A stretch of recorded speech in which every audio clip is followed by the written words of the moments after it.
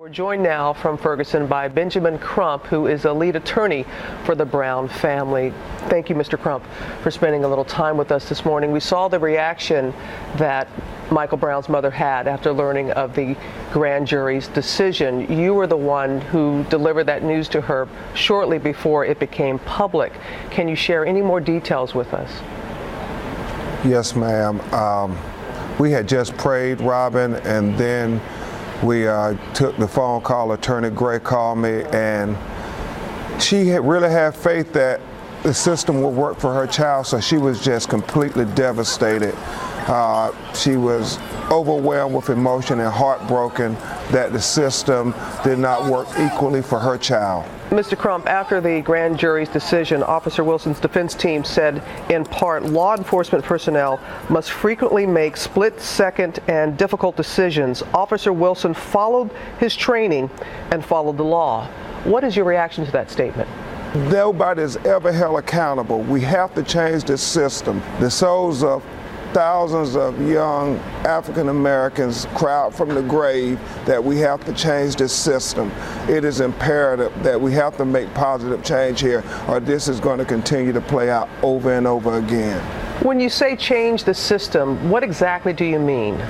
Robin, Michael Brown's parents really want his death to be a catalyst for change, to change this system. A system where the local prosecutor, who has a symbiotic relationship with the local police department and the local police officers who kill young people of color, have to sit in judgment whether to indict them or not. Well, they have no relationship and no regards for the young people of color that have been killed, and we often see the system exonerate these police officers over and over again. We continue to see our children being killed by the people who are supposed to protect and serve them, and there is no consequence when they are killed. Despite their immense pain, many appreciated Michael Brown's family releasing a statement saying not to answer violence with violence. That is not the answer here, and not in their son's name. There were many protests around the country. The majority of those protests were peaceful, but the same cannot be said in Ferguson, as you know. Is there something additionally that the family would like to say to those protesters? His mother and father continually ask for peace. They want people not just to make noise, but to try to make a difference.